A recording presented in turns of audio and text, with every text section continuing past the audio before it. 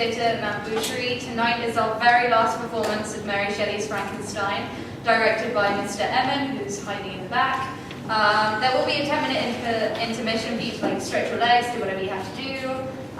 The cast and crew are very happy but extremely sad that it's coming to an end, and we are so proud to share this last night with you guys. So thank you.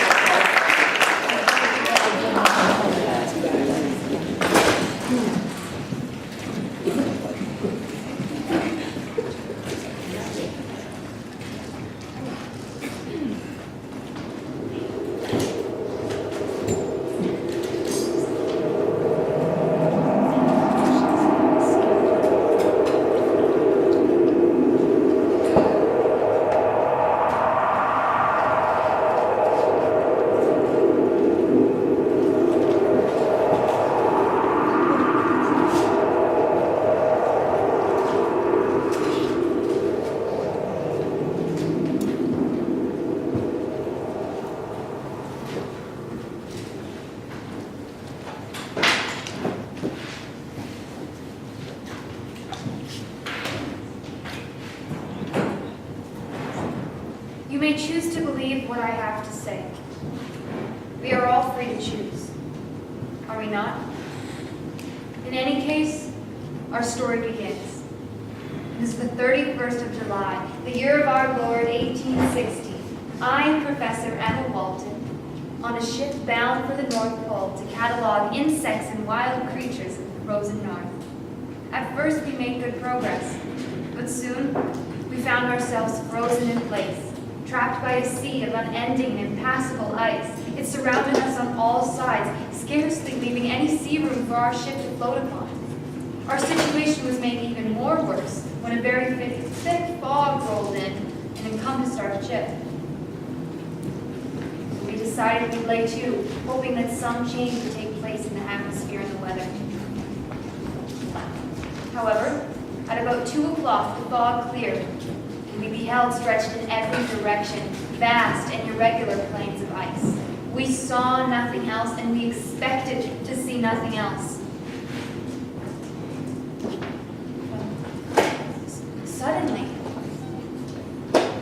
Suddenly we perceived about a half-mile in the distance a sledge drawn by dogs pass by us heading north.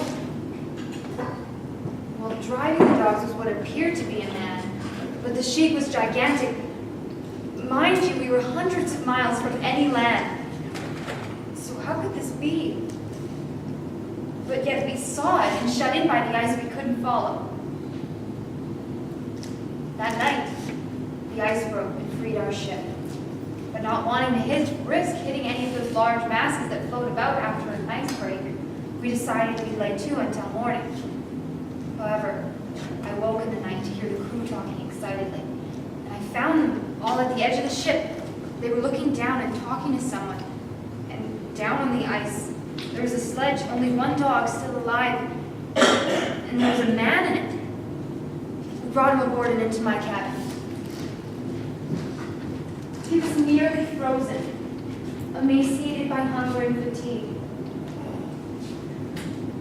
I had thought he was dead until I saw his chest rise faintly with breath.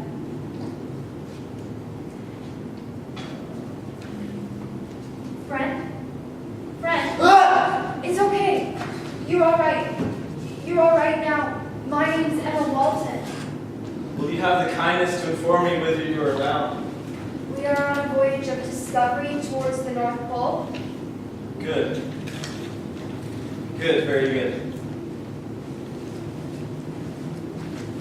Brandy? Please.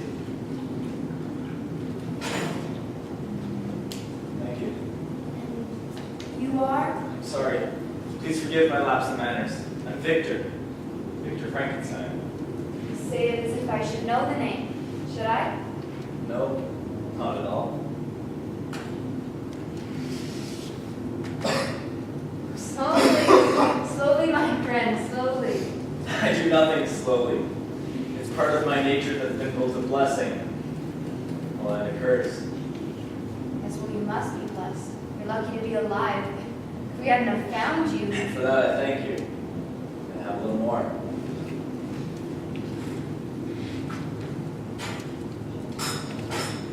You can thank me by answering a question. Why have you come so far upon the ice? To see one who has fled from me. And this man, does he travel as you did? Yes. Headed where? There's nothing. It doesn't matter where. I'll follow. I fancy that we've seen him. Yesterday, about a half mile in the distance, we saw a sledge drawn by dogs with a man. A man. Well, he appeared to be a man, but the sheep was gigantic. However, I'm sure that was just a trick of the light. No, that was definitely no trick. Who is he? Why is he? You wouldn't believe me. Yet I wouldn't have believed I'd seen you in the first place. Yet here you are. Please, tell me. Do you think it possible that the breaking of the ice may have destroyed the other sledge? I was lucky to be on that large piece of ice when it broke. Blessed, I'd say.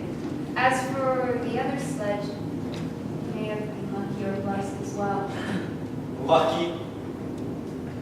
Blessed? Why do you pursue him? And why does he flee even into this frozen wasteland? He must be very afraid of you. He has cause to be afraid of me. I bring justice with me.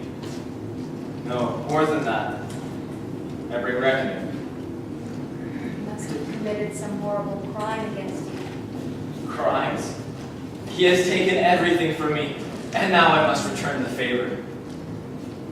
What crimes? Being born was his first. I don't understand. No, how could you? It's all too fantastic. I'm sure you wouldn't even believe me. But yet I saw this man. This gigantic man. More than a man. And less. Please speak plainly. I don't understand your riddles. I'm sorry, Miss Walton. For I suffered, and I had hoped that the memories of these evils would die with me. Yet being here, saved by you, when this strikes a chord in me, I seek knowledge and wisdom as I once did. I only hope that your tale does not end in disaster as mine has. I don't know if telling you of my tale will be of any use to you. Yet maybe you can deduce an apt moral from my tale, and that will direct you if you succeed, or console you if you fail. Prepare to hear of occurrences normally deemed marvelous. In another place and time, I'd be afraid of your unbelief, even ridiculed. But I believe you know just how possible things are. If you did not, would you be here in this barren place now? I think not. I know that you are familiar with the powers of nature, and I cannot doubt that my story contains eternal evidence of the truth.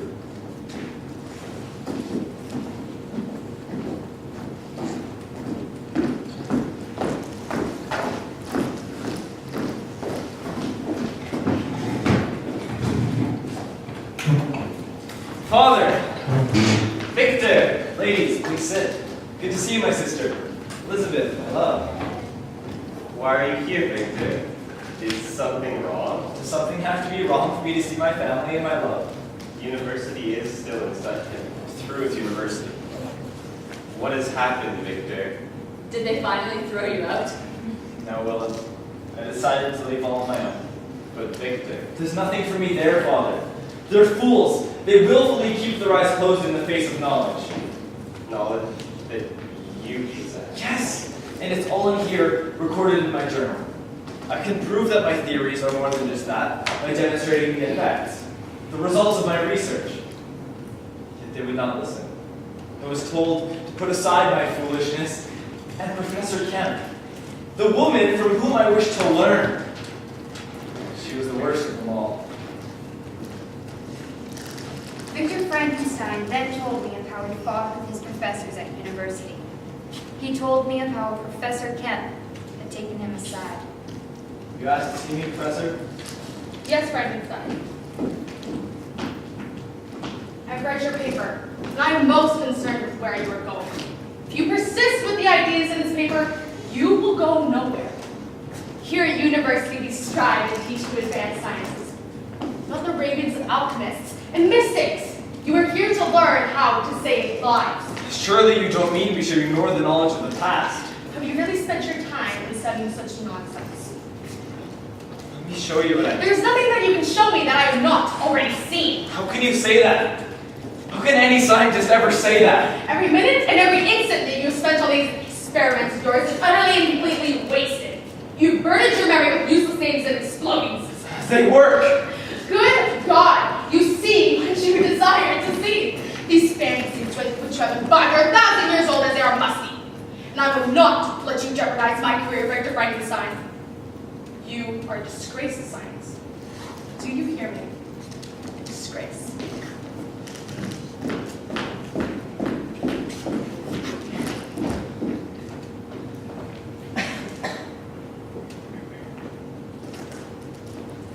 Enlightened and scientific age, beginning my studies anew. Disgrace to science? No, I say! My experiments worked, not just once, but over and over. They would not come and read the record of my experiments in my journal. They would not come and see. They wouldn't even listen.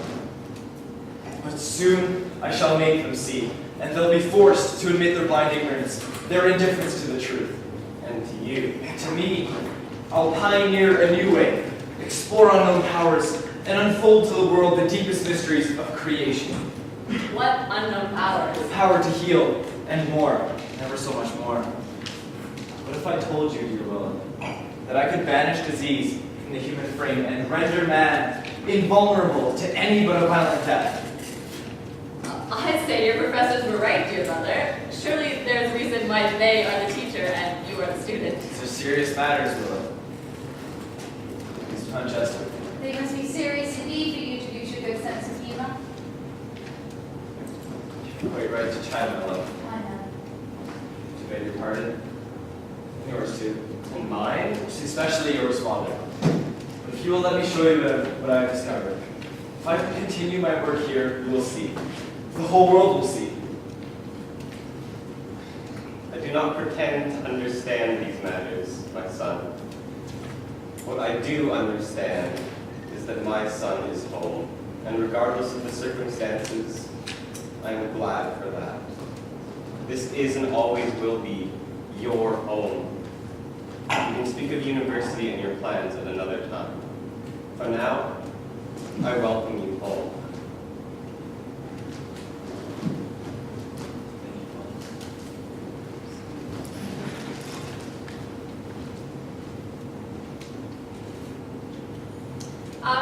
Well, if you'll excuse me. What was that? Did you say something, Willa?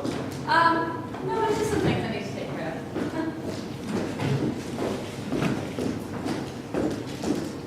of. See fear in your eyes, my darling. What can I do or say that will assure you that all is for the best? Hold up our plans, Victor. Will come to pass. You appear changed. For the better. I don't need university to marry you. The future is uncertain with or without it. What is certain is my love for you. I'm sorry, Victor. You frightened me a little with all of your talk. Well, Don't tease me. it's just my good sense of humor. Look, there's so much I want to tell you, to share with you, including the rest of my life. Then tell me about your work. I know I may not understand everything at first, but... No, I know you'll understand all too well, just as you've always understood me, even in this state of agitation you see me in now. So much on your mind. So many changes. Exactly so. Let me open my heart and mind to you. I've been studying what I've come to call animal electricity. Every living creature has electrical properties. Electrical property. I have seen dead bodies move. Have their life forces excited by a jolt of electricity. Dead bodies. Well, surely you can't mean that... But I do mean! I mean exactly as I say. Do you want me to continue or be silent on such matters? Oh, please continue. I have seen the dead body of a man sit upright when electricity was applied. Surely he didn't come back to life. No, not that. He'd been dead far too long, I fear. But his body moved. His muscles contracted as the life force that was left in them was excited. I know that this energy can be conveyed throughout the entire nervous system, including the brain. The tissue has not been dead for too long. There's still enough life force left in the tissue, then these forces can reanimate and control the vital forces of life. You see that burnt stump of a tree there? I remember an old beautiful oak stood there when I was young.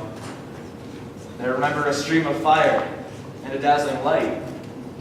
When the light vanished, the tree had gone too, leaving behind that blasted stump. I asked my father what the nature and origin of the thunder and lightning was. It's electricity, he replied. Electricity. Are these things not for God rather than men? Only God can create life. And take it away as he took that tree. Man takes life away too, so why can't man give life? Restore it as well. To examine the causes of life, we must first recourse to death. After days and nights of incredible labor and fatigue, I had succeeded in doing what no man had ever done before. I became capable of bestowing life on lifeless matter. We cannot change the nature of things, of life and death. We change the nature of things every time we fight disease or light a candle against the darkness. We play God every time we kill an animal for food and take its skin for clothes. You know that's not what I mean. What about a vaccine? It was unheard of and scoffed at, and now we save lives with vaccines every day. It's our nature as man to try to make life better for us and our children. We don't know where life ends and death begins. I have seen a man whose brain had died, and yet hair and fingernails continued to grow. That man who, he was dead, but his lungs continued to breathe and his heart continued to beat. Be brave, Elizabeth. We can cheat death by creating life. Am I scaring you? I won't lie to you. I see the wonder in your eyes, I hear the excitement in your voice. You know, you almost glow as you speak of these things.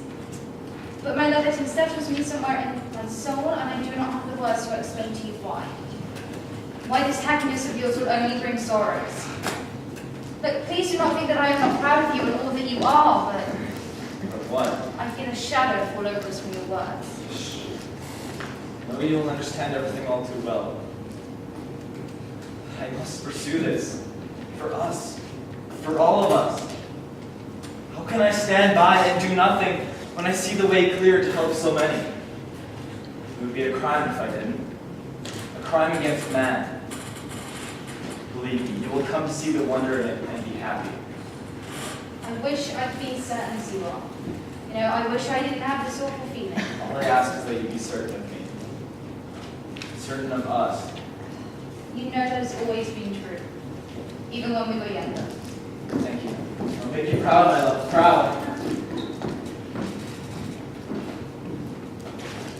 And so, Walton, I came home to stay, to continue my work and complete my discoveries, so that all would see the truth in it, and none could scoff at my powers.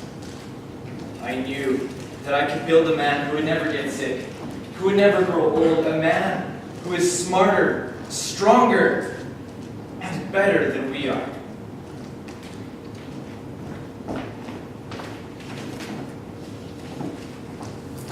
The picture next told me is still too fantastic for me to believe.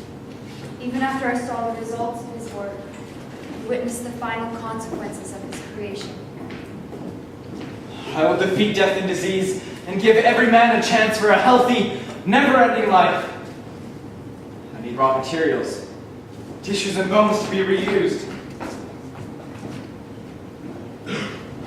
So Victor Frankenstein went to the graveyards and mortuaries at night.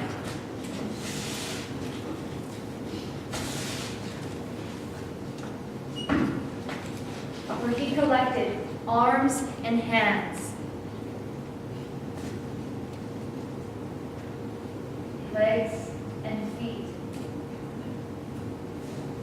a torso with all of the vital organs, and finally, a human brain. It didn't matter from whom he'd harvested these organs, good people or thieves or even murderers.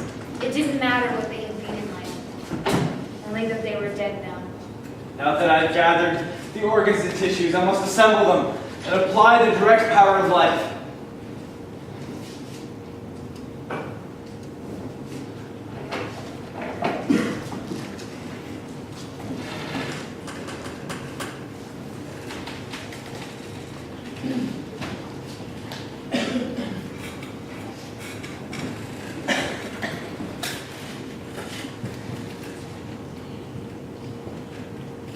And so Victor Frankenstein locked himself away for hours, into days, into nights, working.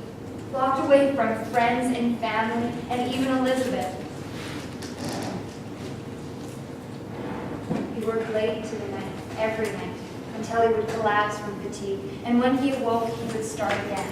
Victor Frankenstein assembled a man from the parts he had gathered. Soon, all he needed was to supply the fluids that sustain life.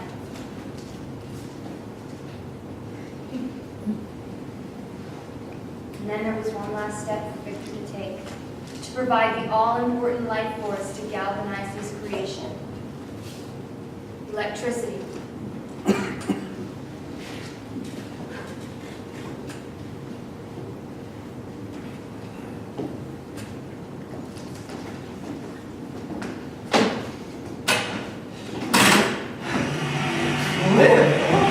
Live, damn you!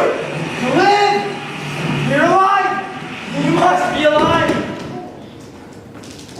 You're alive! You must be alive! Please, please, please! You're alive! Please! It's dead. I gave it life. Now it's dead. God, this is all wrong. This is all wrong. I never should have started. Elizabeth was right. I must destroy all trace of this. No one must ever see or hear of this thing. Tomorrow. I'll wait till tomorrow. When the others have gone from the house. Now I must sleep. Sleep.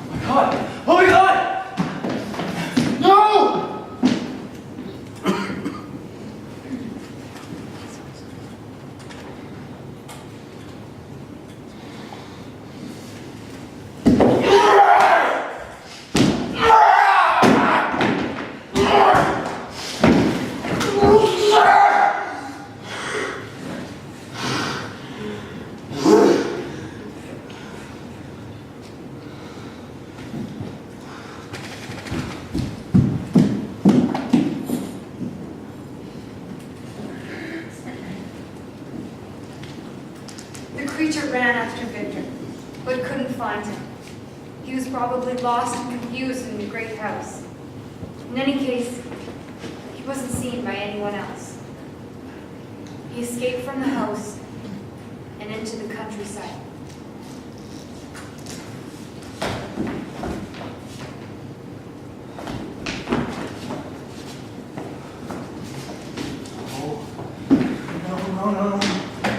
No.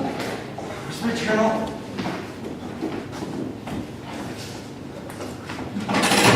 Victor? Lock the doors, What's Will. happened? Lock the doors. The front doors are always locked at night. Lock all of the doors, especially Elizabeth's. What's wrong? Just do as I say, please.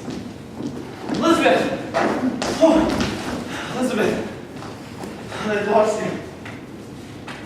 Lose me? How did you lose me? Except by hiding in smelling over boots. I'll go in there. Okay. He's right, Elizabeth. I think the chamber calls are all full in there. Will you tell me what's wrong? I don't like someone to walk over your grave. No! No more talk of graves. Forgive me, Elizabeth. You were right. You were right! Of course I am. I'm a woman. Look, I don't know what's happened and I don't want to know. But whatever you've done has almost killed you. Please forgive me. Of course I do. I never should have started.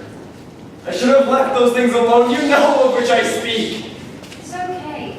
It's over now. It's all over.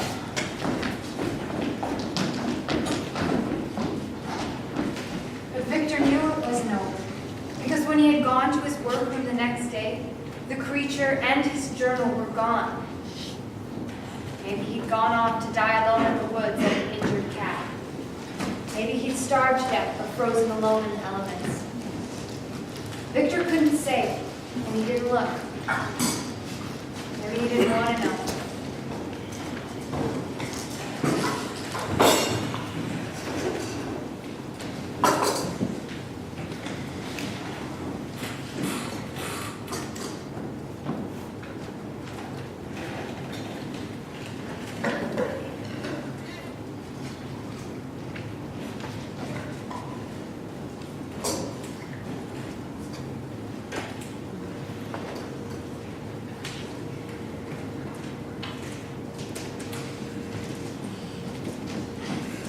Hail Mary, full of grace, the Lord is with thee. Blessed art thou among women, and blessed is the fruit of thy womb, Jesus. Holy Mary, Mother of God, pray for us sinners, now of the hour in our death. Amen.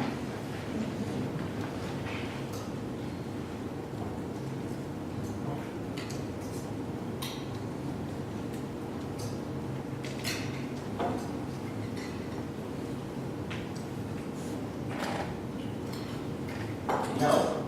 The suit's not actually bad, if I do say so myself. I'm going to do what I have.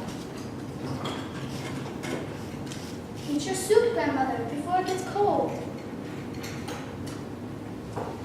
Is something wrong, grandmother? No, nothing's wrong. Appendicitis have run sharp because I lost most of my sight, but it seems sometimes they play tricks on me. I'm afraid of all this tricks on us all. The ground is so frozen I can hardly dig up any potatoes or turnips. It took me most of my strength to wake up enough for the soup. They don't have the strength to break the frost. Don't worry. I'll make do. We always have. I'd like to share your faith, but my sore back tells me to believe differently. I shall pray extra hard before I sleep tonight, but the ground is so soft you could put potatoes on it with your hands, mother. Oh, I hope your prayers will be answered.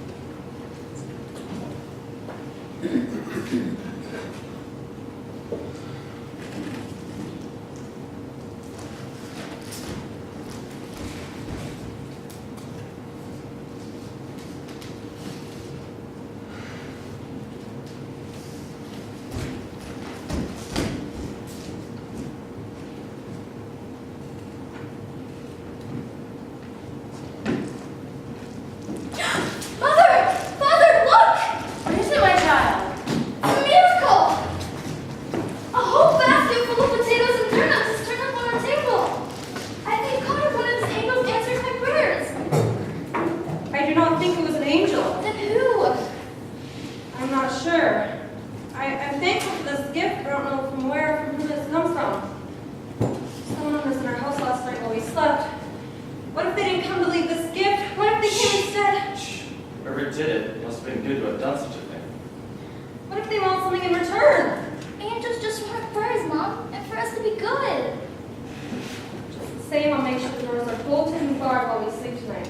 Grandma will have to guard our house while we're in the fields. I'm only sorry they did not help more. No, you've done enough in your life. You can help by staying here and keeping an eye on things. That is a lot to ask a woman who is almost blind. You being here is enough. Come, let's go work the fields while we celebrate.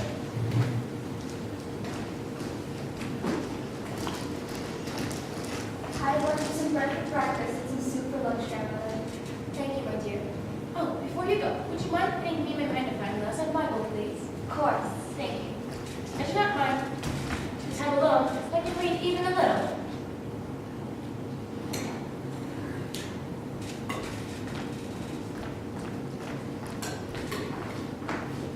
Here you are. Thank you. I'll see you as soon as the sun begins to set. And now that it's winter, as soon as it rains. Thank you, my dear.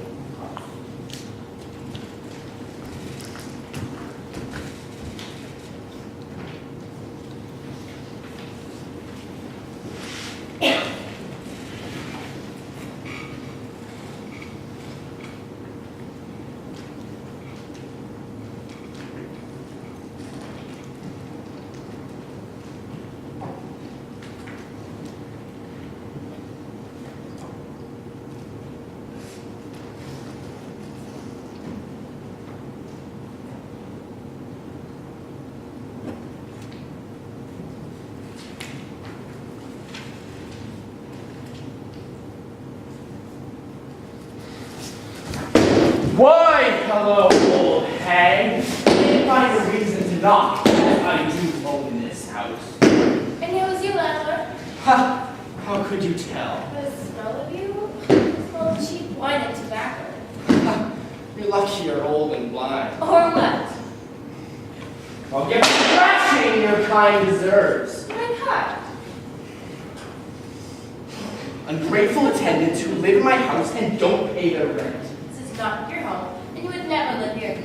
Ha! You're right. I've never lived in such a pigsty. But tell me, where is your son? Working the fields. He's probably in the barn with that slubbery woman he calls his wife.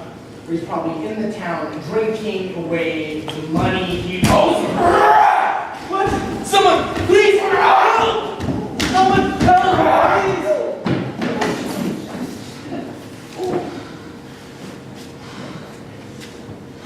Thank you. Thank you. Do I know you? I can hear you breathing heavily. I hope that means you get an awful man what he deserved. Please, have a seat. I have some soup and some bread. The landlord didn't knock it all over. Not good. Food is getting harder to get each day. Say, you wouldn't be the one who brought us the full basket, would you? Thank you. You are so very kind. You rescued us all, it seems. Please have a seat. Sure, sir. Yes, it is still a little warm. Please enjoy it. Good, isn't it?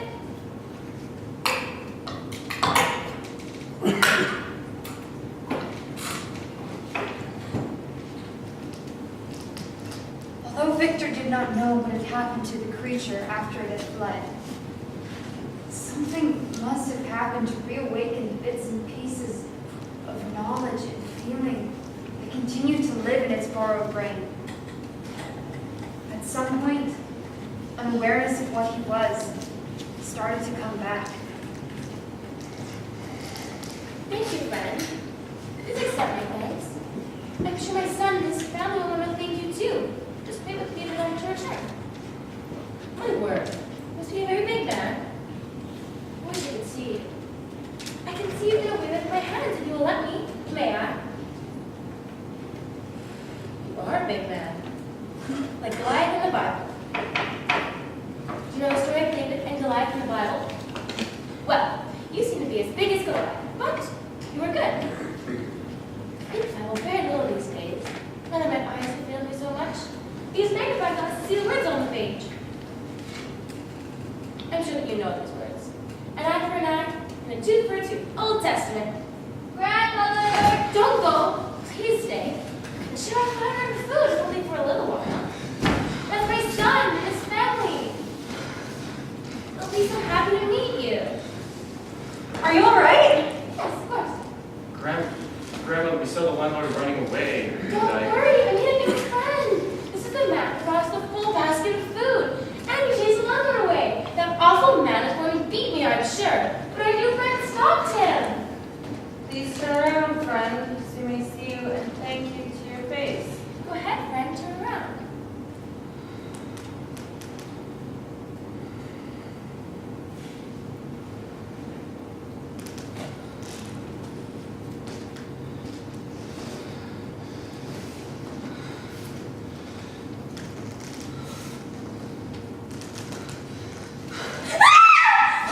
Grandma, what have you done? Leave him alone! Leave him be! Leave him be!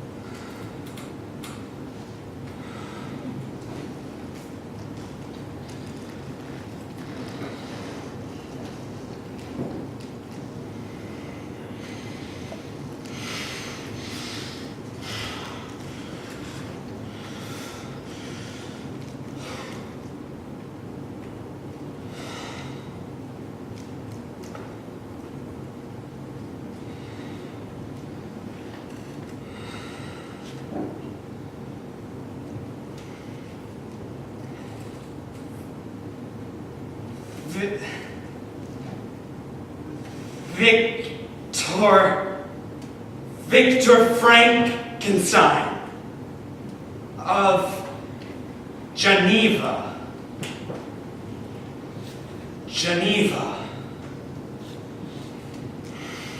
I will go to Victor Frankenstein of Geneva.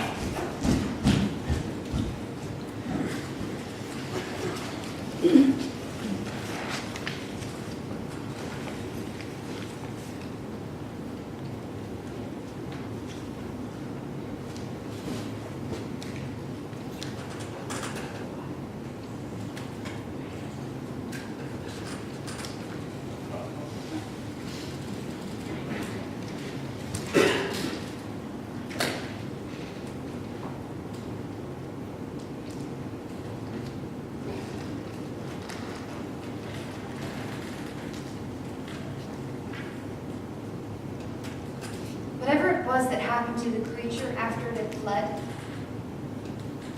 Victor came to know that something in it, or in him, had changed. But what Victor did know, and told me, was that the creature he had created had come back.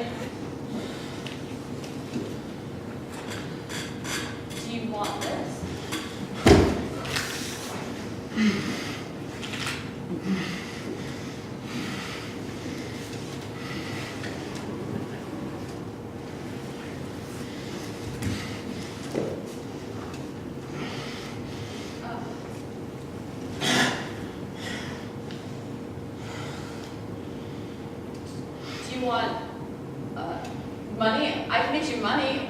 My father's a very important man. Frankenstein! What? What? I followed you here from the house of Frankenstein. Excuse me? Do you know Frankenstein? Yes. So that must mean you work for Frankenstein.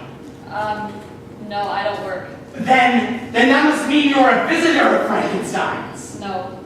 Then how do you know Victor Frankenstein? He's my brother. Oh, you belong to my enemy, on whom I swore eternal revenge!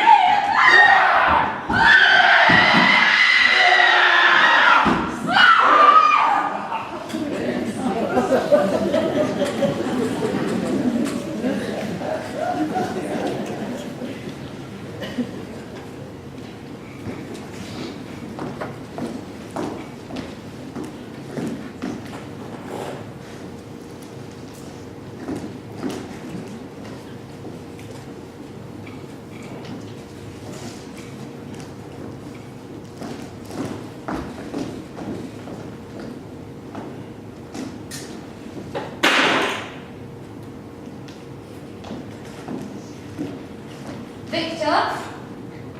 Victor? What's happened? Talk to me, Elizabeth. They found poor Willa. Poor Willa. She's dead, Victor.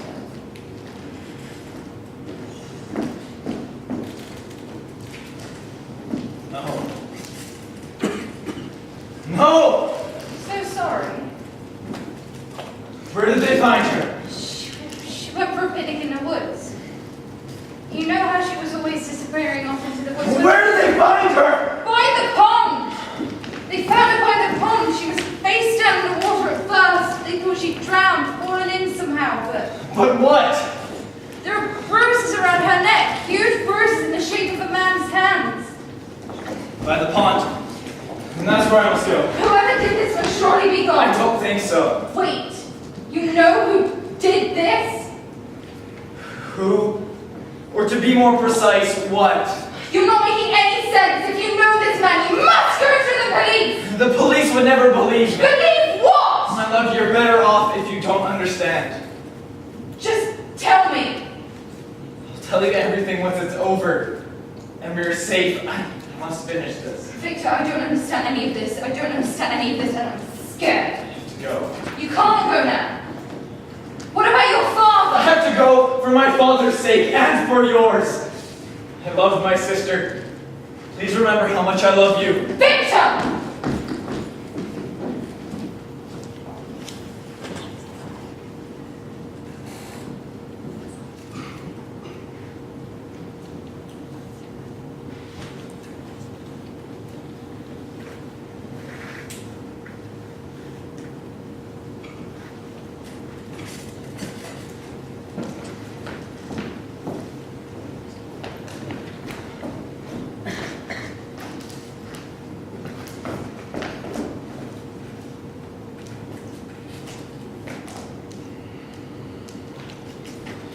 I knew you'd come. You can talk. I can do many things, as you've noticed. Show yourself So you can shoot me? so we can talk. Put the gun on the ground. You're afraid of bullets? I'm afraid of what I don't know. Maybe I have no need to fear bullets, but you must think they can hurt me to bring a I'm gun. going to defend myself. And if that means shooting you, You want to kill me? you killed my sister! Would that make me evil? Why, I am only what you have made me. What do you want? I want many things. I want to talk to you about this.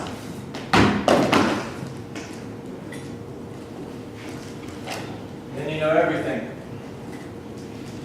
Not everything. Put down the gun.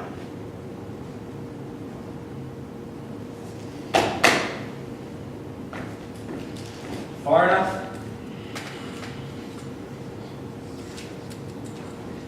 I killed your sister. I crushed her neck.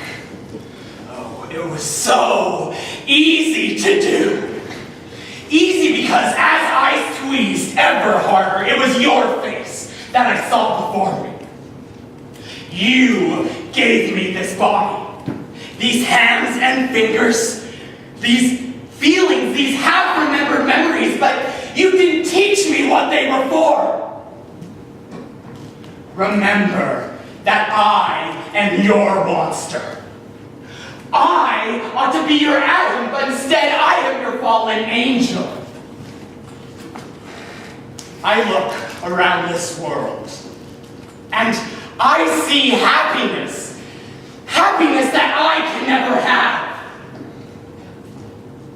I was surely born good, but the misery that you have given me has made me otherwise. You gave me life and left me to die. I didn't know what I was doing. I thought I did. I only know now what I have done. Because I am still alive. You see that I live, and my actions have consequences for you. But do they have consequences for me? What do you... Do you think that I possess a soul, Father? Or did you forget to give me that? I don't know. And what about the people that you used to make me? Were they good people or bad? They were the organs, the tissues, the materials. More than that! I read that! I could read your words and comprehend their meaning. In what material does that ability live? In here? In this heart? In these eyes? In these fingers? In this brain? Oh, there is so much that I have not learned. But remember, Perhaps old knowledge was stored somehow. who am I? You are yourself. Unique. Unique. Unique means alone. Why did you do this? You read my journal. Did I request the Maker from my clay to mold me man? Did I solicit thee from darkness to promote me? Milton's Paradise Lost. Just so. I have such thoughts, and I have such feelings. But I do not know what to do with them. Tell me what I should do, Father. You are the closest thing to a father that I have. You are my creator. I have long since dreamt of this moment, of meeting my Maker. And now that we are face to face, I must confess that I am more than a little disappointed. You are no God. You are a child pretending. And so you say. If it weren't for me, you wouldn't even be here. Such vanity and pride even now. Oh, such anger and hatred for what you yourself have done. You put my hands around your sister's neck the second that I began to breathe. Do you not fear me, Father? It would be a mercy if you were to kill me. I cannot kill you, Father. Or rather, I won't. Then what do you want from me? I want you to pay. I've paid enough! And there's something that you can do. And if you do it, I will trouble you no more. You will never see of me, nor hear from me again. All of this will be a dream. And life will be bearable for you again. As I understand it, you have much to look forward to. What are you talking about?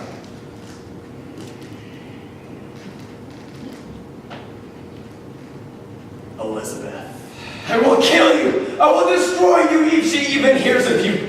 If this gun will not put an end to your miserable existence, something else will, and I will find you, and I will hunt you down, and I will use it. I gave you this life, and I will find a way to end it! might be a fair exchange, don't you think? Swear to God. God! You think God is listening to you? He does not listen to me, but you will. There is something that I want from you. Or rather, someone like me, but female. Someone who won't turn away from me. Someone who won't hate me because we are the same. I don't know that I can. You can. I know you can. I've read your journal. And here I stand, Victor Frankenstein, the proof. Listen to me, Father.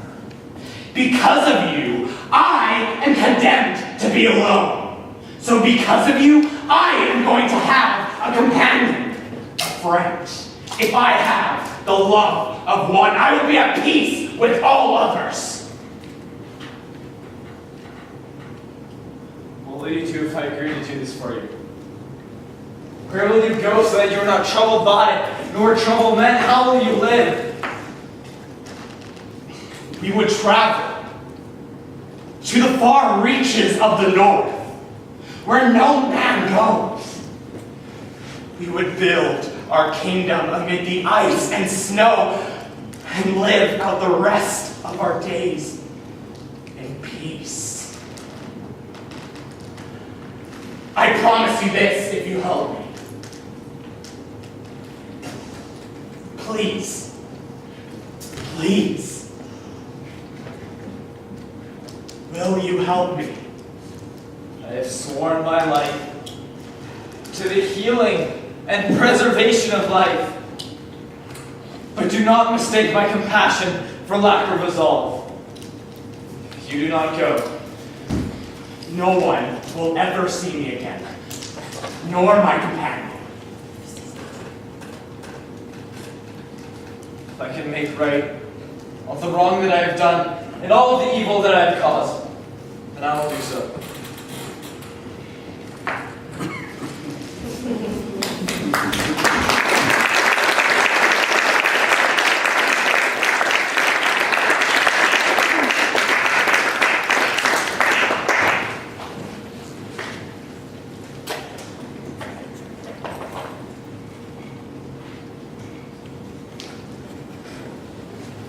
And so there was more to Victor's story. But for the time, he needed to rest. He fell into a deep sleep, which was perhaps a little less trouble from sharing the story. Victor Frankenstein would create another monster to satisfy the first. Did I believe him? Could I believe him? At that moment, I wasn't sure. I didn't know what to think or believe. But I wanted to hear more. I wanted to know the end of Victor's story.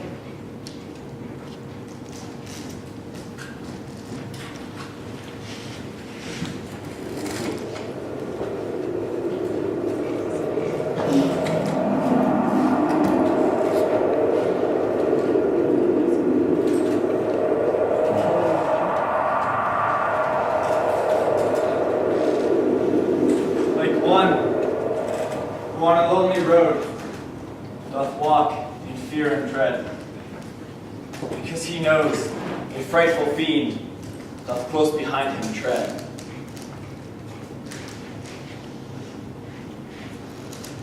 I recognize that. That's from the rhyme of the Ancient Mariner. I thought you might. As a passenger on a ship at sea, I'm sure you'll understand why this verse has entered my mind. I had succeeded in doing what no man had ever done before. I had created life from death.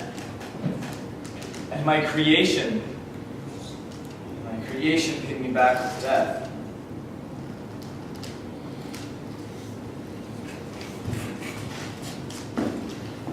And threatened me with even more death if I did not do as he asked. To create a creature of the opposite sex, but as hideous as he, so that their lives would be more attached to each other.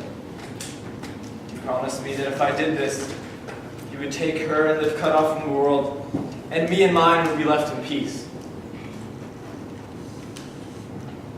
What more could I do?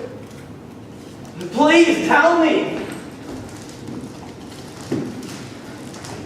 What more could I have done? I did it for you!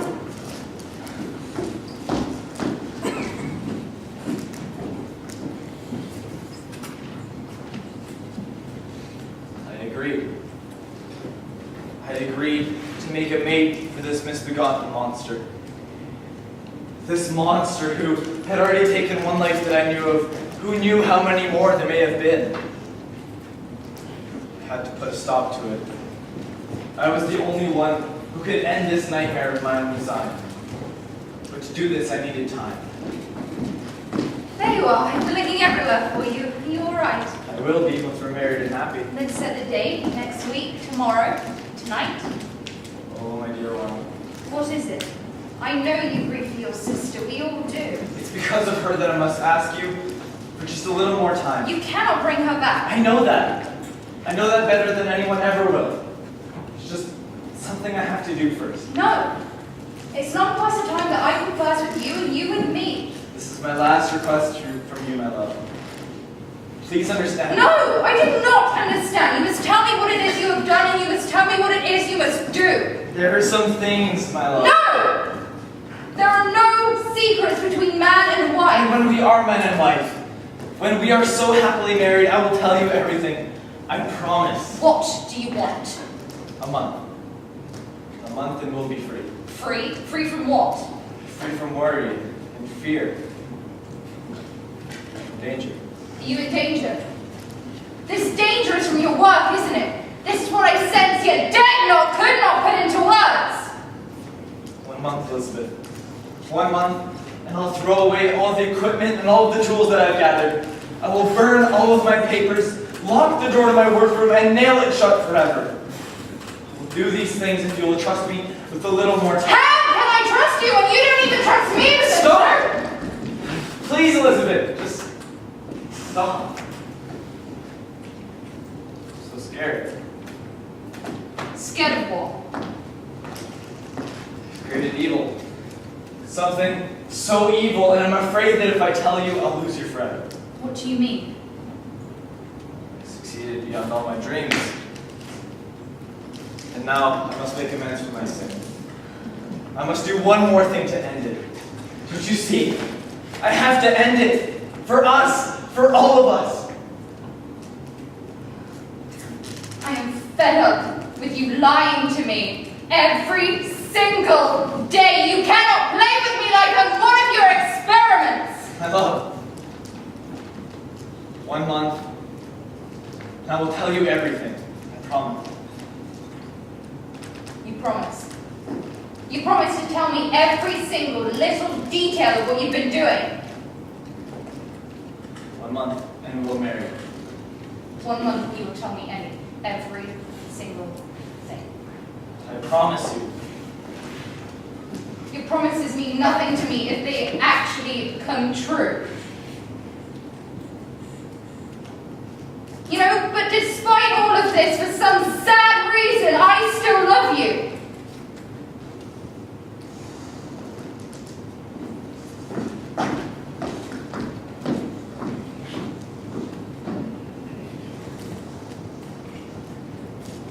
So, Walden, once again, you followed the path that I'd struggled so hard to find.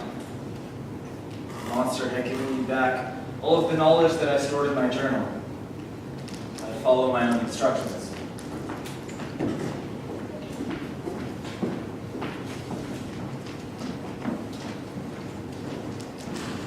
So Victor Frankenstein described to me an echo of his first tale of creation. He told me of how he'd set to work again, doing things not meant for men to do, but this time with a different purpose. He was no longer out to save all of mankind, but only himself and those he loved. He would appease the evil he had created with a mate. I need raw materials. bones to be reused. And so Victor Frankenstein went back to the graveyards and the mortuaries at night, where he collected yet again arms and hands, legs and feet, a torso with all of the vital organs, and finally a head. And most importantly, a human brain.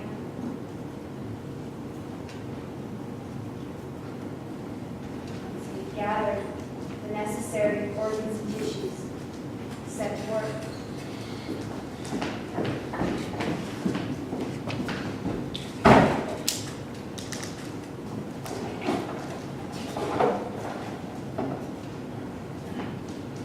Then, when he found himself unable to move, he stood as if frozen. You said you would help me. I agreed that I would try. You may be my creator, but I am your master. You will not break your word to me. You know the consequences. I know all too well the consequences of my actions. But I will not do this. I will not compound evil with evil. No! Shall each man have a wife and each beast have a mate and I be alone? Shall you be allowed to live out your life in happiness while I live mine in wretchedness? You can kill my other passions, but revenge remains. I may die, but you first, my tyrant and tormentor. Kill me then.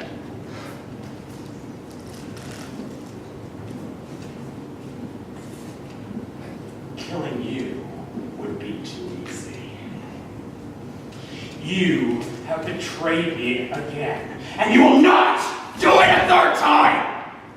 You have denied me of my wedding night, so I shall be with you on yours!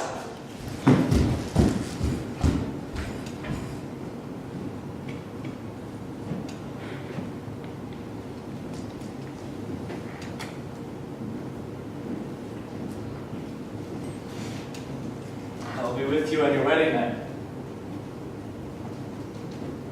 His words rang in my ears, and they filled me with dread. I resolved to not fall before my enemy without a bitter struggle. On that very night, he would try to destroy me and tear me from my only happiness. On that very night, he would be determined to consummate his crimes by my death. Well, be it so. A deadly struggle will take place in which, if he were victorious, then I would be at peace, and his rule over me would be at an end.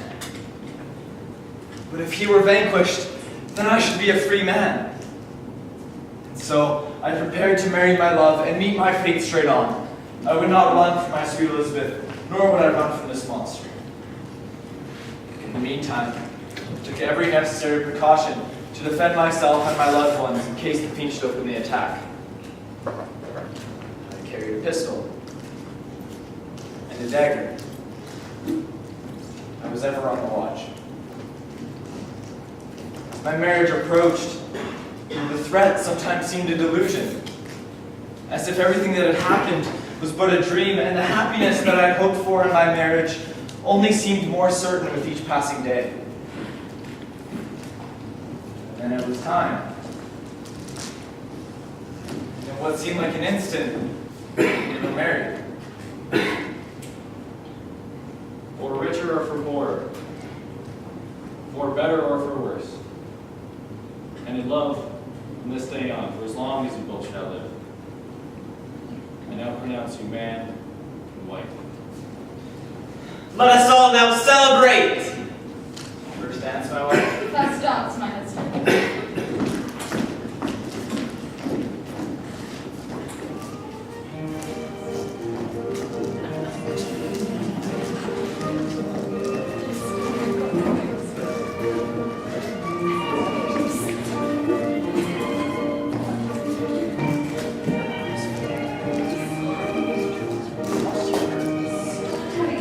Two.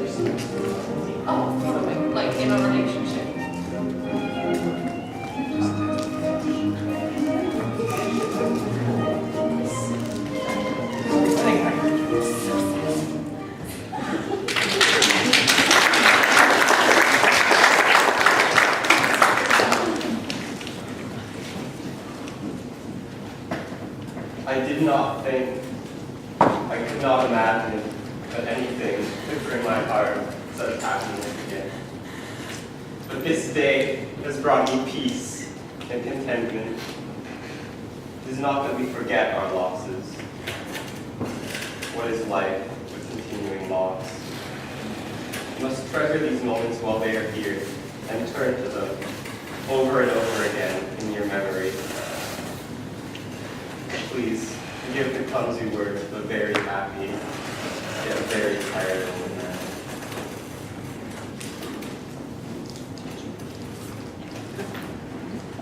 Thank you, Father. No man has had a better father than I. And now I can say the same. Now, no excuses, Father. Of course, to you both.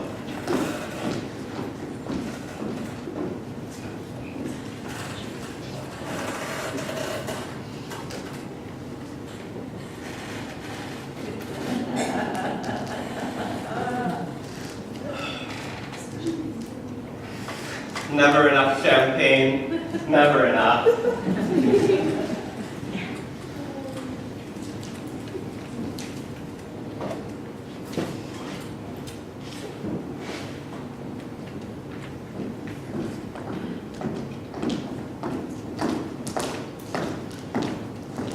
Is something wrong? You seem sorrowful, my love. Be assured that if a lively joy is not painted on my face, that my heart is content. Something whispers to me not to depend on the prospect that is opened up before us, but I will not listen to such a sinister voice. How happy and serene the world seems tonight. Well, I praise for you to be happy. I had been calm during the day, but as soon as night obscured the shape of objects, 1,000 fears arose in my mind. I was anxious and watchful as my right hand gripped the pistol hidden beneath my coat. I resolved to not shrink in this conflict until my life or that of my adversary had been extinguished. What is it that agitates you, my dear? Oh, peace, peace, my love, this night. You're always looking up for me. Just this night, and all will be safe. This night has waited upon me so. I suddenly reflected on how fearful the combat, which I momentarily expected, would be on my dear wife. And so, I entreated her to retire, telling her that I would join her quite soon. I resolved to not join her until I had gained some clue as to the situation of my enemy. Who are you? Get away from me! Get away! Let go of me! Let go of me!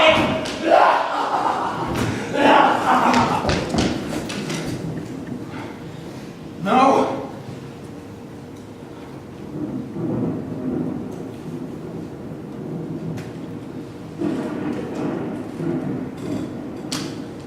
The fiend was here, and he had murdered my dear father. First Willa, and now I had to get back to Elizabeth. As I wandered down the passages of the house, inspecting each corner that might afford a retreat from my adversary, I found that I discovered no trace of him. That was when I heard Elizabeth!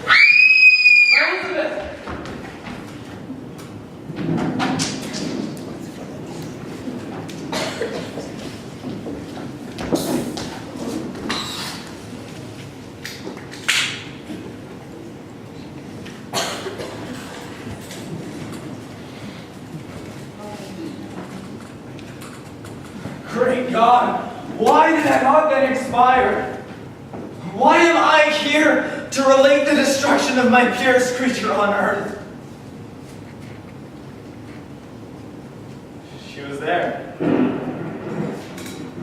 lifeless and inanimate, her pale, distorted features only half covered by her hair. And everywhere I turn, I see that same figure. Loveless arms and relaxed form, flung across the ground by her murderer. Could I behold this and live? Alas, life is obstinate. It clings closest to things most hated.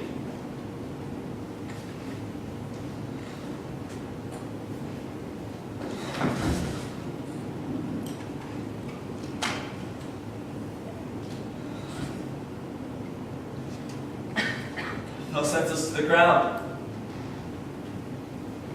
When I recovered, I beheld the body of my dear Elizabeth.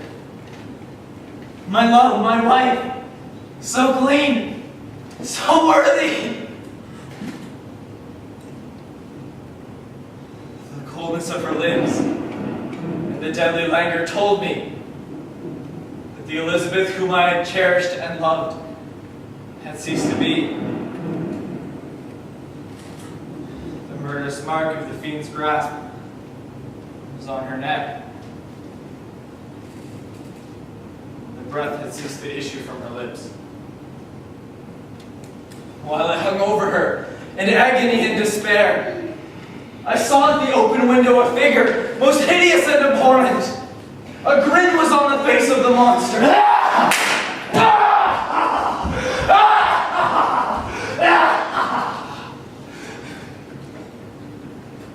That was when I made my most important discovery. Bullets could tear his flesh and hurt him. I could make him bleed. And if I could make him bleed, then I could kill him. So you pursued him. Buried my dead first.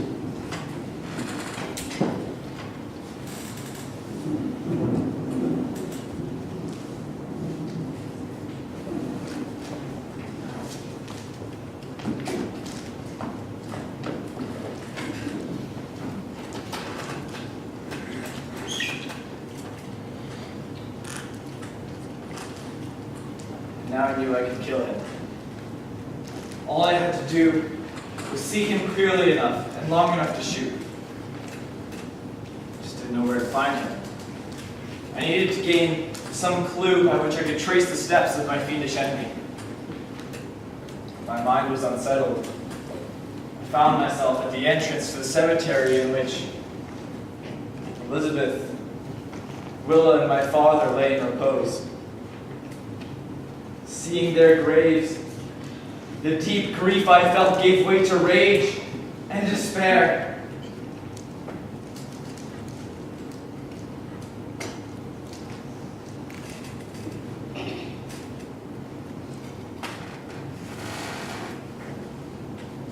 By the sacred earth on which I kneel, by the shades that wander near me, I swear to pursue this demon until he or I perish in mortal conflict.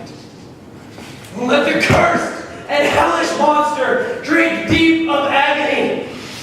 Let him feel the despair that now torments him.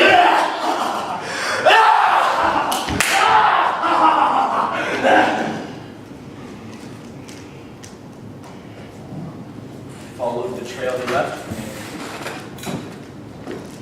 I knew he would head north. He told me himself that he would seek refuge in this frozen hell.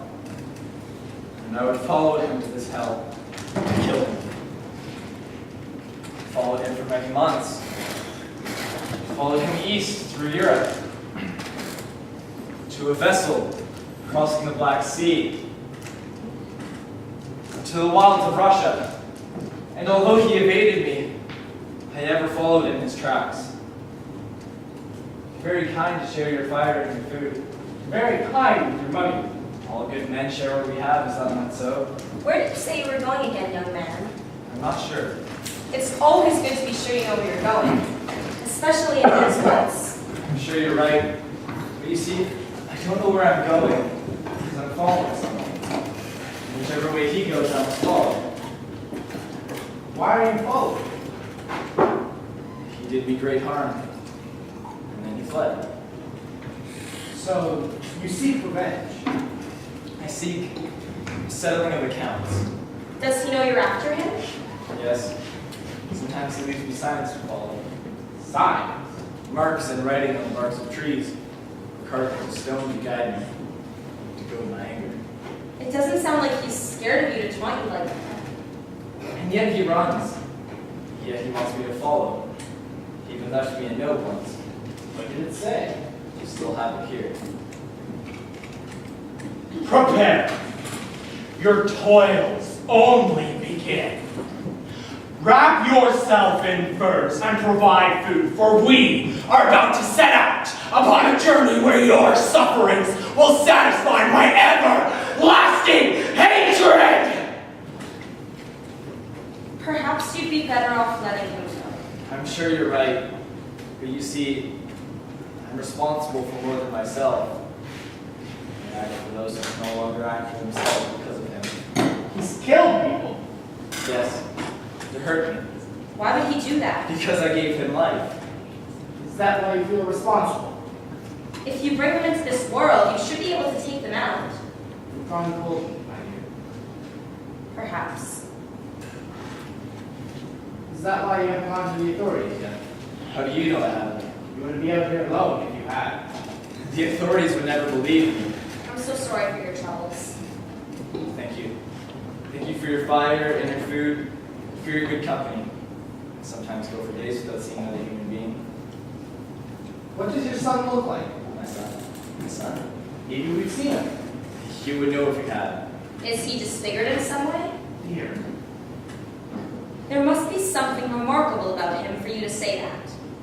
Something other than his being a murderer? He is as hideous outside as his soul is inside. In fact, I'm not even sure if he has a soul. He was born. He surely has a soul. Of course he does. Everyone born has a soul. Well, the tea was quite tasty, and I thank you again for everything. I really must be going. Wait. Won't you spend the night indoors with us? You'll be much safer spending it inside. And you won't make any progress in these woods at night. Ours is not a grand place, but it is warm and comfortable. I can assure you that the one you chase isn't going anywhere once night falls. Even in a full moon, these woods are very dark and dangerous. I can't. If you should find out that I'm here, I'd be putting you all in danger. I'm willing to take that risk. Are you, dear? Of course. That settles it. We'll spend the night indoors, and each of us will have our own gun for hunting. You can leave first thing in the morning. All right, then. I'm blessed to have met such good people. If it's so much to ask, I'd like to hear more about this question. I'll tell you what I can. Great! Come on then. It's not too far. It was the first night's sleep that I'd had in a long time, where I was safe from the elements, if not him. My new companions proved to be good company, and we talked until late. I fell asleep the moment I lay down. I slept soundly and without dreams, and I was thankful for that. I did leave at first light, grateful to these good, simple people for their generosity and kindness. I felt guilty for exposing them to the dangers, but I was so cold and so tired. But then, cold, want, and fatigue, those were only the least pains that I was destined to endure. I was cursed by a devil, and I carried about me my eternal hell. As I made my way, snow began to fall on my head. It was then that I saw a huge step on a white plain. It was him. I followed, when I could, the courses of the rivers, but the demon generally avoided these, as it was there that people lived. In other places, people were seldom seen, and I subsisted on the wild animals that crossed my path. It was only during sleep that I had any joy. In sleep, I saw the benevolent countenance of my father. I saw the happy, full grin that lived perpetually on young Willa's face. I heard the silver, full tones of my sweet Elizabeth's voice. Oh, what agonizing fondness I did feel for them! How closely I did cling to their dear forms as they haunted me, even in my waking hours as I tried to persuade myself that somehow, some way they still lived. These moments were happy for me. yet unendurable. Can you understand? At such moments, vengeance burned in my heart as I pursued my path towards the destruction of the demon. What the demon's feelings were, I did not know, nor did I care. I kept on. One day, I came across a huge arrow carved into the bark of a tree, pointing down to a stone at its base. Beneath it was another note from the fiend. My reign is not yet over. You live, and my power is complete. Follow me. I seek the everlasting ices of the north, where you will feel the misery of the cold and frost, to which I am impassive. You will find near this place, if you follow too slowly, a dead hare. Eat and be refreshed. Come on, my enemy. We have yet to wrestle for our lives, but many hard and miserable hours must you endure until that period shall arrive. Scoffing devil! Again I vow vengeance. Never shall I give up my search until he or I perish, and then with what ecstasy I will join my Elizabeth and my family. As I made my way northward, the snows thickened, and the cold was almost too severe to bear. The peasants were shut up in their hovels. The rivers were covered with ice. The triumph of my enemy only seemed to increase with my misery.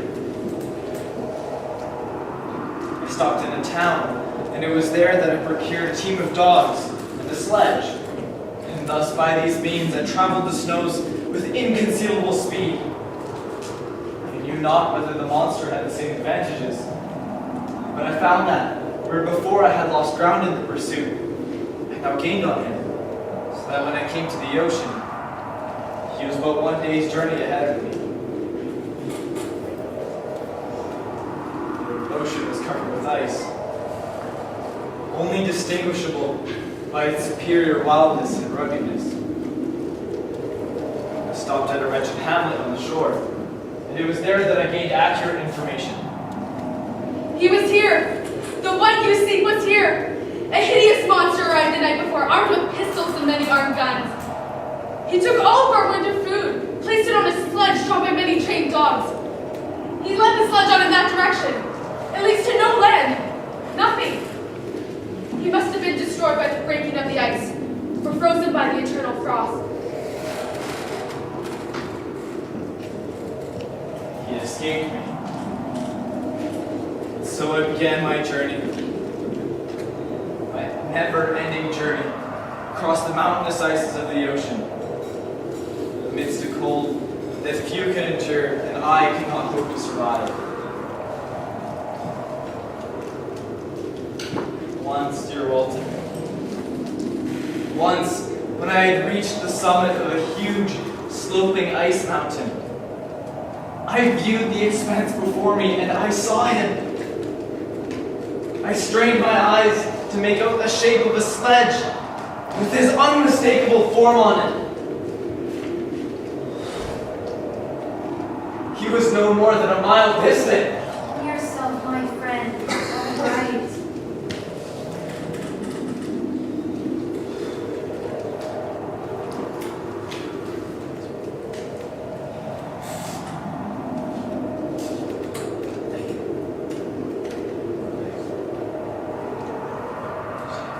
I don't need it anymore.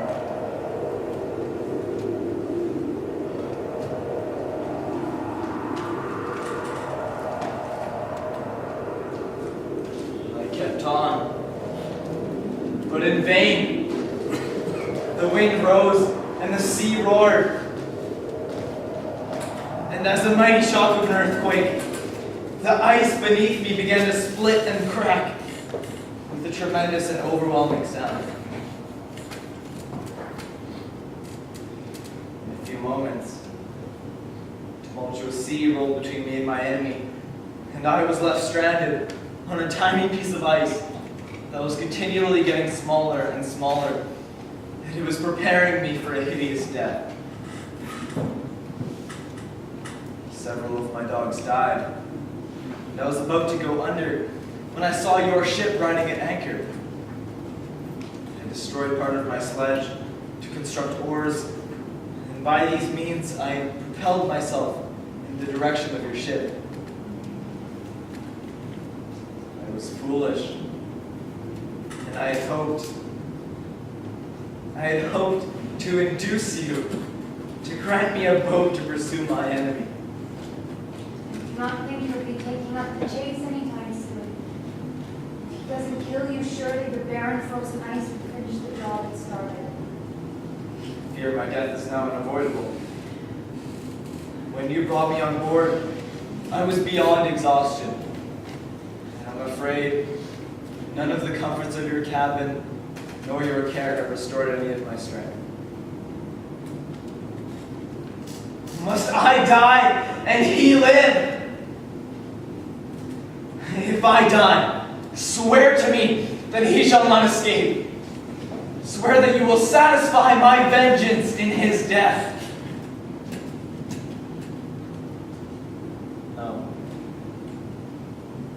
No, I am not so selfish as to ask you to endure my hardships. Yet, when I am dead, if he should appear, swear to me that he shall not live. Swear that he will not survive to add to his list of dark crimes. He is eloquent, persuasive. Once his words had power over even my heart. Do not trust him. His soul is as hellish as his form, full of treachery and fiend-like malice. Hear him not. Call on the names of Willa Frankenstein.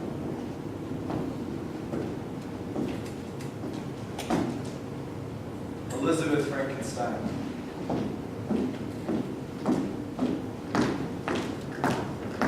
Alphonse Frankenstein.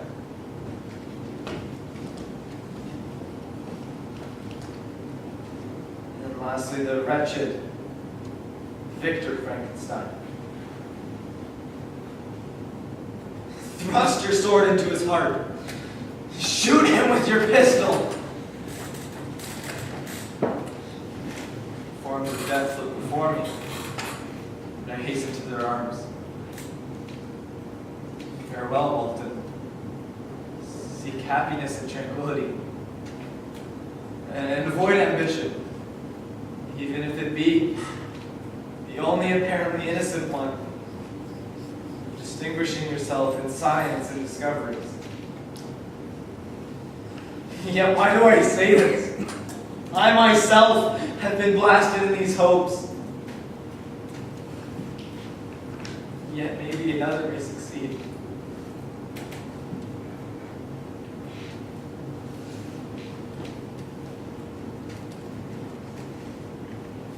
Victor?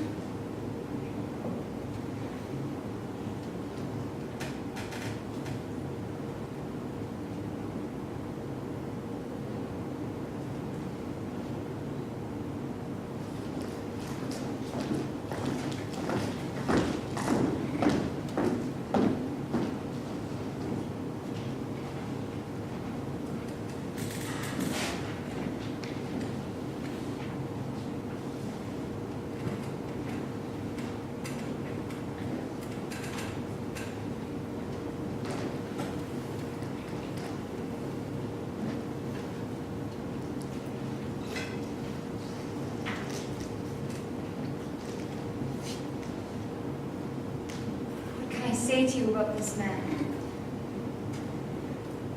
What can I say to you about his story?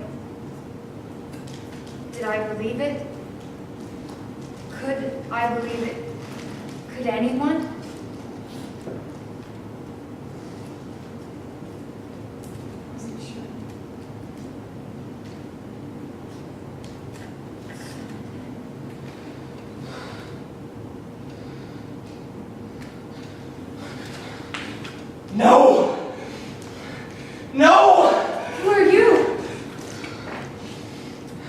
I was never given a name.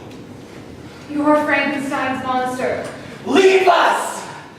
I will not leave his body to you who has killed him. Killed him and all whom he loved. Yes, Frankenstein told me all. So leave my ship, or I will finish the job Frankenstein started.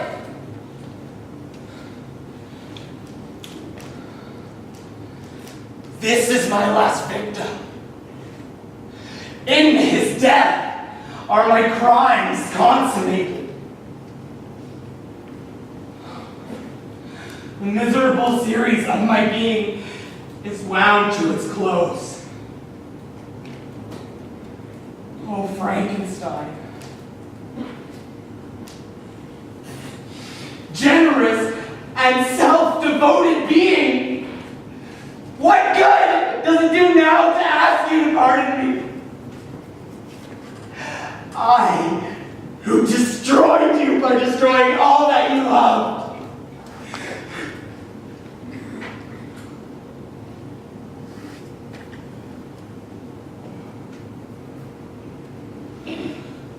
Alas,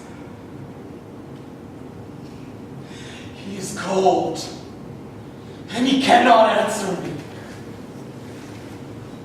Repentance means nothing. If you had listened to the voice of conscience before you had committed your crimes, Frankenstein would still be alive.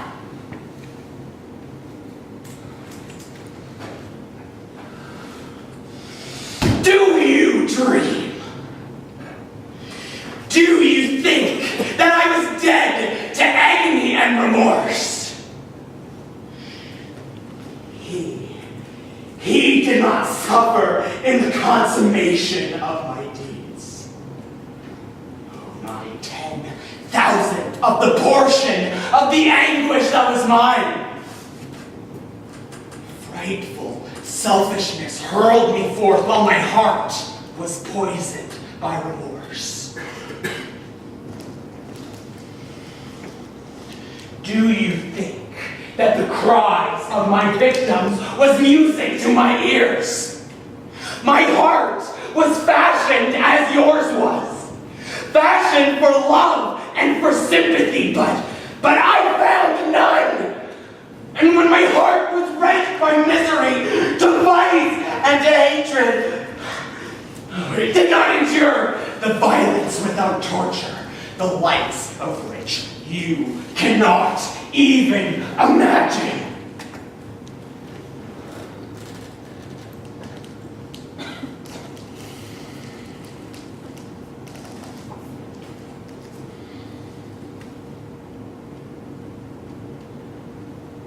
When I killed his sister, I pitied Frankenstein. My pity amounted to horror when I discovered that Victor Frankenstein, the author of my miserable existence and my unstoppable torments, dared to hope for happiness while he left me to despair.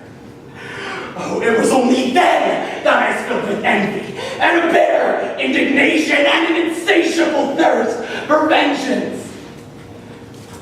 I was but a slave.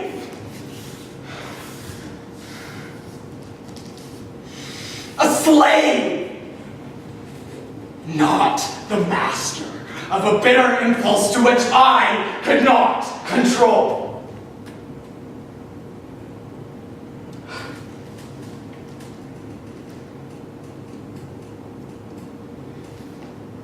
And yet,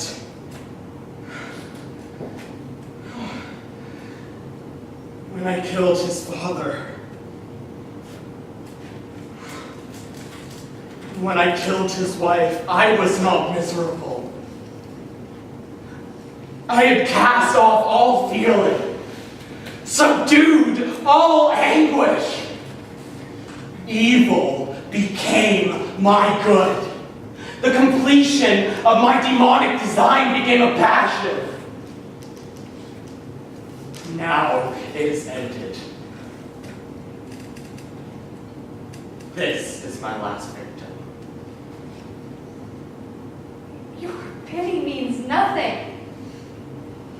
You throw a torch into a building and after it is burned, sit among the ashes and lament in the fall. Hypocritical fiend, you lament only because the victim of your malice is now beyond your power. Well, now you are in my power, and Frankenstein told me all, including how a bullet can put an end to your evil. Am I thought to be the only criminal when all humankind has sinned against me? Look at me. I said, look at me! I am nothing! I am an abomination to be spurned and kicked and trampled upon. My blood boils at this injustice. I had once falsely hoped to meet with humans who, pardoning my outward form, would love me for my excellent qualities, which I am capable of bringing forth. I was nourished with high thoughts of honor and devotion, and now vice has degraded me beneath the meanest of animals.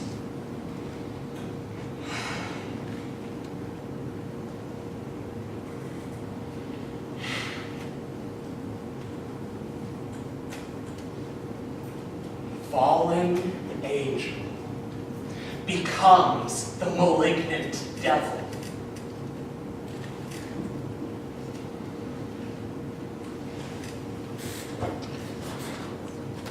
I am quite alone.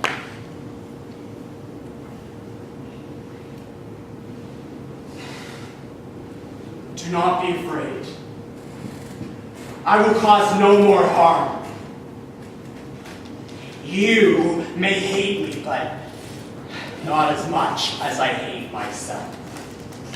I will leave your ship on the ice raft that brought me to it and seek the most northern extremity. There will I build my funeral pyre and consume to ashes this miserable frame. I will no longer feel the agonies that now consume me, nor the passions and desires that I can never quench. He who made me is dead. And when I have joined him, the memory of us both shall quickly fade. Polluted by crimes and a bitter remorse, where else can I find my salvation but in death?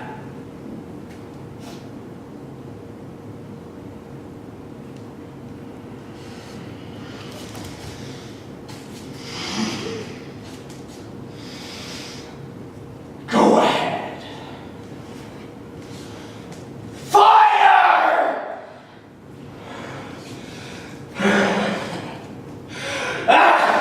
No. No, you are not like me.